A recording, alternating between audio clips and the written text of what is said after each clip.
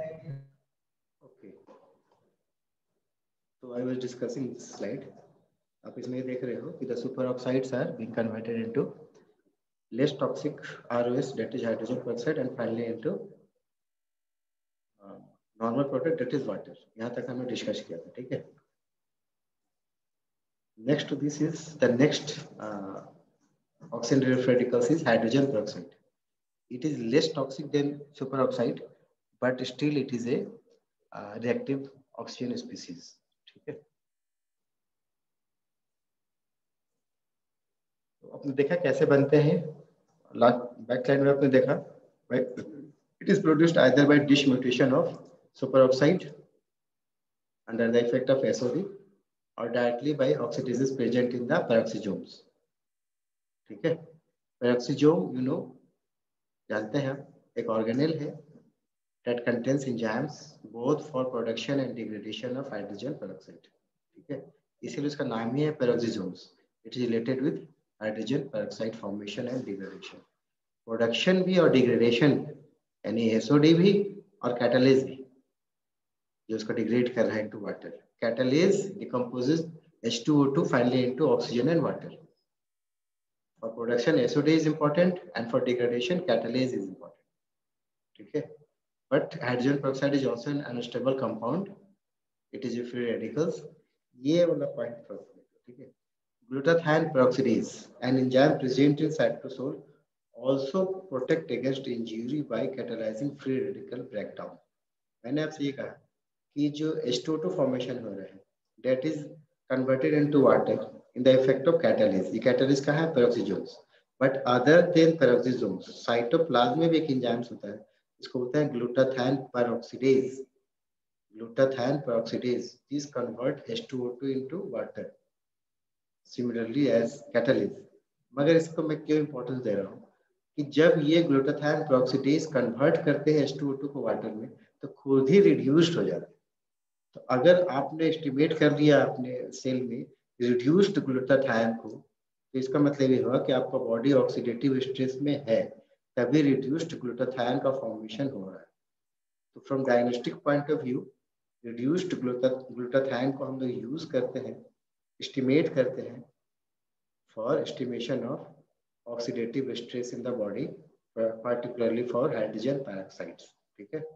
Most important enzyme तो catalase है, no doubt, मगर थोड़ा सा अगर इम्प्लीमेंटिंग क्वेश्चन आ जाए तो ग्लूटाथायोन पेरोक्सिडेज का इंपॉर्टेंस बढ़ जाए. ठीक है. और एक चीज एसओडी में मैं आपको जो बताना भूल गया, एसओडी सॉरी जो सुपरऑक्साइड्स है कभी कभी पूछे जाते हैं कि ब्रेन डैमेज करने के लिए सबसे इंपॉर्टेंट ऑक्सीडेंट कौन सा है फॉर ब्रेन डैमेज. ब्रेन से रिलेटेड जितने भी बॉडी में सिम्टम्स आते हैं पर्टिकुलर इन द ह्यूमंस, वहाँ कहा जाता है कि बहुत ज्यादा डैमेज हो रहा है ब्रेन को ड्यू टू फ्री रेडिकल्स. तो कौन सा free radicals? SOD sorry superoxides. Superoxide सबसे इंपॉर्टेंट ऑक्सीडेंट है जो ब्रेन को डैमेज कॉज करता है. ठीक है. तो ऑब्जेक्टिव पॉइंट ऑफ व्यू से उसको याद कर लीजिए. नेक्स्ट है हाइड्रोक्सिल रेडिकल्स. सबसे इंपॉर्टेंट बात रिलेटेड टू हाइड्रोक्सिल रेडिकल्स ये है कि it is the most reactive. सबसे ज्यादा जो डैमेज आपको बॉडी में कॉज कर रहा है उससे सबसे ऊपर ही हाइड्रोक्सिल रेडिकल्स. ठीक है.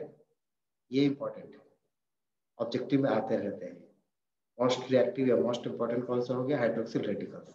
सेकेंड थिंग ये है उसका जनरेशन से रिलेटेड. कैसे बनते हैं बॉडी में? Are produced by interaction with metals like iron and copper. Free iron free copper. ठीक है. इसीलिए मैं कह रहा था कि ट्रांसफेरिन हो या सेलुलोप्लाज्मिन हो, जब वो ये फ्री मेटल्स जब आयरन से बाइंड कर जाते हैं तो ये रिएक्शन कॉज नहीं कर पाएगा. कौन सा रिएक्शन? Phantom reaction.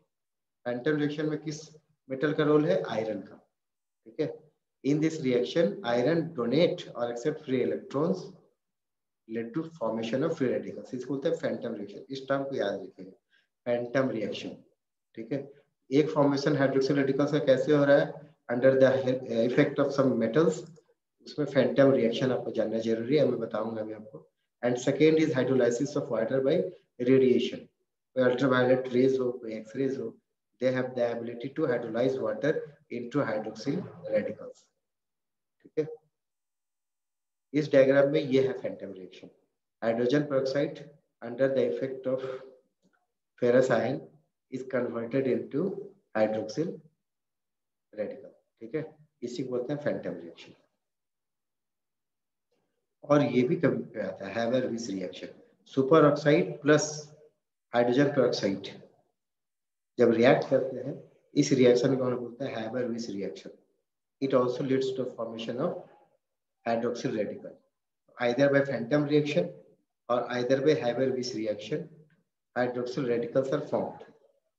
ठीक है, अब आप बॉडी में यूजुअली जो आयरन होते हैं फेरिक फॉर्म में होते हैं, अब इसका रिएक्शन हो रहा है फेरस फॉर्म से, फेरिक फॉर्म को पहले कन्वर्ट करना होगा फेरस फॉर्म में, तो ये कौन करते हैं सुपर ऑक्साइड्स। तो ये कंप्लीट रिएक्शन है फैंटम रिएक्शन और हैबर-विस रिएक्शन से रिलेटेड। ठीक है, इसमें सुपर ऑक्साइड्स भी है, इसमें आयरन भी है, इसमें हाइड्रोजन पेरोक्साइड्स भी है। इसका क्या रोल है इस डायग्राम से क्लियर है। ठीक है,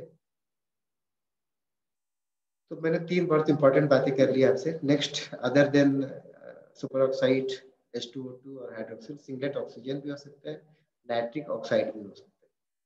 तो सिंगलेट ऑक्सीजन को आप अवॉइड कर सकते हो, मतलब सिर्फ नाम लिख के छोड़ सकते हो, ज़्यादा इंपॉर्टेंट नहीं है। लेकिन नाइट्रिक ऑक्साइड यहाँ पे हम लोग बहुत ज़्यादा इंपॉर्टेंस नहीं देंगे, लेकिन इसका रोल इन्फ्लेमेशन है बहुत है। तो जब आप मैक्रोफेजेस पढ़ना शुरू करोगे, एक्टिवेटेड मैक्रोफेजेस, तब वहाँ पे देखेंगे नाइट्रिक ऑक्साइड का बहुत रोल। लेकिन रिलेटेड टू सेल इंजरी यहाँ पे इसको हम लोग बहुत ज़्यादा डिटेल डिस्कशन नहीं करते। Nitric oxide is a free radicals and it can also be converted to highly reactive, जैसे कि peroxide nitrite ion, nitrogen dioxide या नाइट्रेट। तो अदर देन नाइट्रिक ऑक्साइड, ये इटसेल्फ फ्री रेडिकल्स है, मगर ये कन्वर्ट हो सकते हैं कुछ और जबरदस्त रिएक्टिव फ्री रेडिकल्स में नेचुरली। उसको पेरोक्सिड नाइट्रेट या नाइट्रोजन डाइऑक्साइड या नाइट्रेट आयन बोलते हैं। ठीक है, this was all regarding the examples of the free radicals. ठीक है, इसमें मैं इस स्लाइड में ये दिखा रहा हूँ जो फ्री रेडिकल्स है और जो बॉडी में आपके ऑक्सीडेंट्स है। जो फ्री रेडिकल्स है दैट आर ऑक्सीडेंट्स और बॉडी में एंटीऑक्सीडेंट्स है, तो कैसे एक दूसरे को प्रिवेंट करता है, तो by giving, by losing electron they make this free radicals into A stable compound.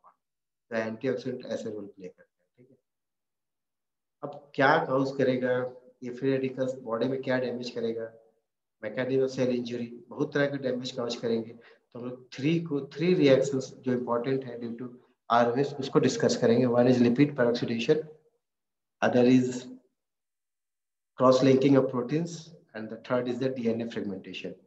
Three important reaction जो आरओएस प्रोड्यूस करते हैं, उसमें एक डीएनए फ्रेगमेंटेशन हो गया, एक क्रॉस लिंकिंग ऑफ प्रोटीन्स हो गए, और एक हो गया आपका लिपिड पेरोक्सिडेशन ऑफ मेम्ब्रेन। तो इसके लिए मैंने आपको डिटेल बताया। आपको लिपिड पेरोक्सिडेशन में मैंने बताया क्या है। Lipid peroxidation is oxidative damage of the lipid of the cell membrane. जब मेम्ब्रेन लिख रहा है इसका मतलब फॉस्फोलिपिड और लिपिड की बात हो रही है। Oxidative damage of the lipid in the membrane. ठीक है, होता क्या है, जो हाइड्रोक्सिल रेडिकल्स, ठीक है, that react with the hydrogen, आप ये भी जानते हो कि जो लिपिड्स है वहां पे जो पॉली अनसैचुरेटेड टाइप के जो लिपिड्स हो, पॉली अनसैचुरेटेड मतलब डबल बॉन्ड वाले, ट्रिपल बॉन्ड वाले, वो वल्नरेबल होंगे ज्यादा ऑक्सीडेटिव डैमेज के लिए। ठीक है, जहाँ पे पॉली अनसैचुरेशन होगा, जहाँ पे डबल ट्रिपल बॉन्ड है, वो ज्यादा वल्नरेबल होगा ऑक्सीडेटिव डैमेज के लिए। तो होता क्या है कि जो हाइड्रोक्सिल रेडिकल्स है that react with the hydrogen atom of the lipid and lead to formation of fatty acid radicals। Fatty acid radicals के बनने को हम लोग बोलते हैं इनिशिएशन। ठीक है, अब ये जो फैटी एसिड रेडिकल्स बनते हैं ना, वो सेल प्रोपोगेशन काज करता है। फिर अब उसको दोबारा हाइड्रोक्सिल रेडिकल्स की जरूरत नहीं।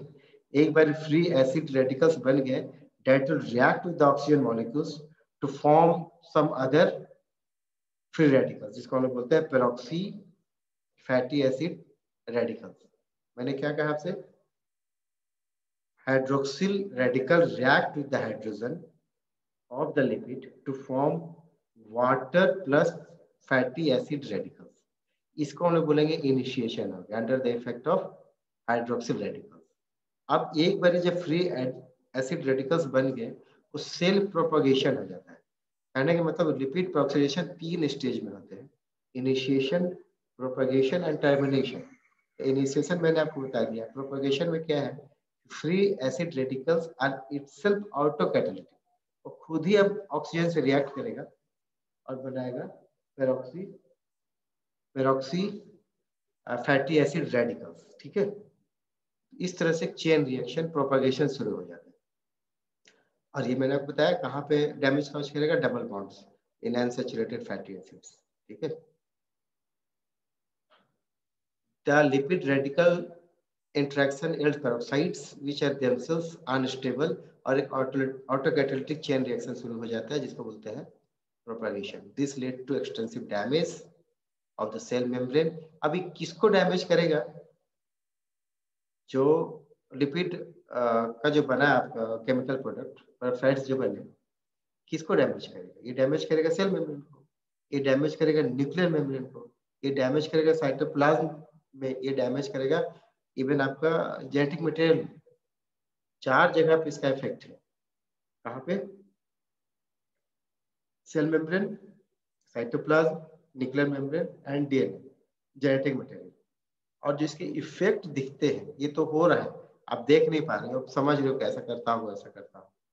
तो जो इफेक्ट दिखेगा अंडर द माइक्रोस्कोप आपको, उसमें क्या होता है, around the nuclear membrane in the cytoplasm surrounding the nuclear membrane आपको ब्राउनिश स्ट्रक्चर दिखना शुरू होता है।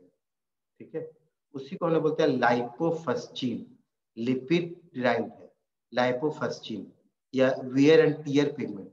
मैं लाइपोफस्चिन को यहाँ पे क्यों कह रहा हूँ, मेरा टॉपिक नहीं है लाइपो, मुझे पढ़ाना नहीं है आपको, लेकिन मैं लाइपोफस्चिन को थोड़ा एम्फेसिस इसलिए दे रहा हूँ कि ऑब्जेक्टिव पॉइंट ऑफ व्यू से लाइपोफस्चिन का बहुत बहुत रोल है। तो एजिंग पिगमेंट बोलो उसको, या वियर एंड टियर पिगमेंट बोलो, या brownish pigmentation around the nuclear membrane under the effect of lipid oxidation, वो बोलो, उसको हम बोलते हैं लाइपोफस्चिन पिगमेंट। कभी कभी कंफ्यूजन होता है, ये जो ब्राउन पिगमेंट होता है ना, ये ड्यू टू हीमोसिड्रिन भी बनता है, हीमोसिड्रिन में भी ब्राउन बन जाता है, लाइपोफस्चिन में भी ब्राउन बनता है। तो उसको डिफ्रेंशिएट करने के लिए आपको स्पेशल स्टेन करना पड़ेगा। जैसे लिपिड के लिए आप वाइल्ड रेड या सुडान आयल से कर सकते हो स्टेन, और इसके लिए जो हेमोसिड्रिन है उसमें आप पर्फ्लूसियन ब्लू स्टेन करेंगे तो अलग अलग कलर आता है, तो क्लियर हो जाता है। यहाँ पे आप इतना याद रखिए कि लाइपोफस्चिन पिगमेंट ब्राउन पिगमेंट है जो कि वियर एंड टियर पिगमेंट या एजिंग पिगमेंट की तरह मानी जाए। अगर किसी बॉडी से आपने लिया टिश्यू लिया, हिस्टोपैथोलॉजी किया, कुछ और सर्च कर रहे थे, लेकिन आपने ये देखा कि उसका सराउंडिंग द न्यूक्लियस बहुत सारे ब्राउन पिगमेंट्स दिख रहा है, तो समझ लीजिए कि सीवियर ऑक्सीडेटिव स्ट्रेस में बॉडी। ठीक है, फिर मैंने कहा कि इनिशिएशन होगा, प्रोपगेशन होगा, फाइनली टर्मिनेशन होगा। विटामिन ई पार्टिकुलरली इंपॉर्टेंट है, एंटीऑक्सीडेंट। ठीक है, विटामिन ए भी हो सकता है, विटामिन सी भी हो सकता है, they all lead to termination. इस डायग्राम में वो चीज है, इनिशिएशन, प्रोपगेशन एंड टर्मिनेशन। इसका डिटेल मैंने आपको डिस्क्रिप्शन कर दिया। ठीक है, नेक्स्ट है other than lipid oxidation, cross linking of protein and DNA fragmentation. Cross linking of protein, free radicals act on sulphydryl bonds, SH bond of protein. एक protein दूसरा प्रोटीन से लिंक करने लगते हैं on the membrane. Particular membrane में आप जानते हो ना कि इंट्रिंसिक प्रोटीन, एक्सट्रिंसिक प्रोटीन भी होता है। ये प्रोटीन जो एक्सटेंसिंग वाले हैं बेसिकली एक दूसरे से लिंक करने लगते हैं by the formation of disulphide bond. इससे होगा क्या, due to linking of the protein, ये जो मेम्ब्रेन का परमेबिलिटी है, सिलेक्टिव परमेबिलिटी जो उसका नेचर है, वो डिस्टर्ब हो जाता है। ठीक है, और इसकी वजह से सेल मेम्ब्रेन डैमेज हुआ तो सेल में डैमेज शुरू हो जाएगा, इंजरी शुरू हो जाएगा। ठीक है, तो ये है cross linking of proteins. Next is DNA fragmentation. Free radicals has the property to damage nucleus DNA और माइटोकॉन्ड्रियल डीएनए। डबल स्टैंडर्ड को तोड़ के सिंगल स्टैंडर्ड बना सकता है। And this due to this change in the DNA, अगर cell kill हो गया तो बात ठीक है, अगर सेल किल इतना डैमेज नहीं हुआ कि सेल किल हो जाए तो that will act as a mutation. Mutation हो गया तो इसका मतलब कैंसरस हो सकता है। ठीक है, प्रोपगेशन होगा, फाइनली कैंसरस हो जाएगा, तो it can lead to malignant transformation भी हो सकता है। अगर सेल डेथ हो गया, इतना एक्सटेंसिव डैमेज है डीएनए का, सेल किल हो गया, नो कोई प्रॉब्लम नहीं। लेकिन अगर डैमेज इतना नहीं है, सिर्फ म्यूटेशन काज करके रहेंगे, तो that will lead to be some change in the DNA structure normal से, उसी को तो हम लोग बोलते हैं मैलिग्नेंट ट्रांसफॉर्मेशन यानी कैंसर फॉर्मेशन। ठीक है, तो टाइम भी कम है and this was all about today's topic. अब ये है कि if you have any question you can discuss. Time को भी देखें तो हमको ज़्यादा टाइम नहीं है, 2-3 मिनट है, तो we can pick at least one question अगर किसी के पास है तो कुछ पूछना चाहते हो तो यू कैन आस्क। आपको ये क्लियर हो गया, ये टॉपिक क्लियर हो गया? सर लाइपोफ्यूसिन को डिफाइन कैसे करेंगे सर, मतलब वो इंडोजिनस है? इंडोजेनस है, मैं तो कई, यस। हाँ इंडोजेनस है, इंडोजेनस भी है और इंट्रा साइटोप्लाज्म भी है, मतलब इंट्रासेलुलर भी है, साइटोप्लाज्मिक है, अराउंड द न्यूक्लियस ही है। और फॉर्मेशन भी आप देख रहे हो कि सब कुछ आपका अपना ही है, कुछ बाहर से नहीं आया है, लिपिड आपके तो अपने वो हैं। लिपिड पेरोक्सीडेशन के दौरान वो एक्टिवेट हो जाता है, तो ये समझ में नहीं आता वो लाइन एक, कि वो वियर एंड टियर कॉज करता है, लेकिन मतलब उसको कोई एक्टिवेशन पर्टिकुलर वे में। देखो आप क्या कह रहे हो कि लाइपोफ्यूसिन पिगमेंट क्या है, या पूछ रहे थे शायद आपकी एजिंग पिगमेंट क्यों बोलते हैं, ये बोल रहे हो क्या आप? यस जी सर, यस सर। हाँ, देखो एजिंग के लिए मैंने कहा कि एजिंग का जो कंसेप्ट है उसमें हम लोग क्या कह रहे हैं कि ये एजिंग क्यों होते हैं, due to some slow poison, जो सबसे इंपॉर्टेंट हमने माना कि इसको ऑक्सीजन डिराइव्ड फ्री रेडिकल्स। अब अगर आपके बॉडी में कहीं पे कुछ oxygen derived oxygen oxidative stress हो रहा है, आरओ का कुछ इफेक्ट हो रहा है, तो आप कैसे जानो, कैसे जानो? आप कुछ तो देखना होगा, कुछ तो लैंडमार्क बनाना होगा कि ये देख के हम जानेंगे। ठीक है, यस और सर। दूसरा चीज ये है कि सबसे ज्यादा खतरनाक क्या होता है, मेम्ब्रेन का डैमेज होना। बॉडी में सेल में मेम्ब्रेन का डैमेज होना सबसे खतरनाक, या सेल मेम्ब्रेन हो या माइटोकॉन्ड्रियल मेम्ब्रेन हो, लेकिन मेम्ब्रेन का डैमेज होना ये माना जाता है कि ये सेल के लिए सबसे ज्यादा खतरनाक स्थिति है। तो ये जो मेम्ब्रेन है, या सेल मेम्ब्रेन है माइटोकॉन्ड्रियल मेम्ब्रेन, दोनों ही जगह फॉस्फोलिपिड है, नेचर तो सेम है। तो अगर लाइपोफ्यूसिन बन रहे हैं, लाइपोफ्यूसिन बन रहा है, इसका मतलब ये इंडिकेट कर रहा है कि आपका बॉडी एक्सट्रीम ऑक्सीडेटिव स्ट्रेस में है। इतना ऑक्सीडेटिव स्ट्रेस में है कि ये रेसिडुअल पिगमेंट्स इतने बड़े हो गए कि आप माइक्रोस्कोप में आप एकदम विजुअलाइज हो रहे हैं। पूरी बॉडी में हो नहीं हो, एक ऑर्गन में हो सकता है, खास टिश्यू में हो सकता है, जहाँ पे भी ये ऑक्सीडेटिव स्ट्रेस बहुत ज्यादा हो, बहुत ज्यादा इन्फ्लेमेटरी कंडीशन हो। लेकिन अगर ये दिखने लगे तो समझ लो कि उसका खराब दिन शुरू हो चुका है। इसीलिए हम लोग बोलते हैं वियर एंड टीयर, मतलब बहुत ज्यादा मेम्ब्रेन का ब्रेकडाउन हो रहा है और डेथ की तरफ जा रहा है, स्लो स्लो स्लो, जिसको एजिंग बोलते हैं। एजिंग वही तो है, slow slow slow slow slow gradual process है, जिसमें आपके सारे सिस्टम धीरे धीरे कम काम करना शुरू कर देता है। ठीक है, तो एक एज्ड पर्सन को, मान लीजिए अभी आप देख रहे हो तो बोले वो सम पैथोलॉजिकल कंडीशन, एक एज्ड पर्सन को आप हिस्टोपैथोलॉजी कीजिए तो उसमें फिजियोलॉजिकल चीजें दिखेगी, क्योंकि समय के साथ तो ये चीज हो ही रहा है, आपके बॉडी में आरओएस बढ़ ही रहा है, वही तो कंसेप्ट है। आरएस बढ़ रहा है तो वो तो डैमेज कर ही रहा होगा, इसीलिए आपका लीवर कम काम करता है ओल्ड एज में, किडनी कम काम करता है, ब्रेन कम काम करते हैं, लंग्स कम काम करते हैं। तो एक ओल्ड पर्सन का हिस्टोपैथोलॉजी कीजिए, टिश्यू को अगर आप सेक्शनिंग करके उसको प्रॉपर्ली स्टेन करके देखिए तो आप देखेंगे कि बहुत ब्राउनिश स्ट्रक्चर पूरा उसका साइटोप्लाज्म इधर उधर दिख रहे हैं, लेकिन एक यंग हेल्दी इंडिविजुअल में ये चीज नहीं दिख रहा है। प्रेजेंस ऑफ दैट पिगमेंट ये इंडिकेट कर रहा है कि एजिंग हो रहा है, खराब हो रहा है, इसीलिए इसको एजिंग पिगमेंट भी बोलते हैं, या वियर एंड टियर पिगमेंट बोलते हैं। ठीक है, थैंक यू सर। ओके, तो अब 12th में आपका 12 o'clock का क्लास भी है, 12 हो गया, तो I should end this class ना। Okay, thank you.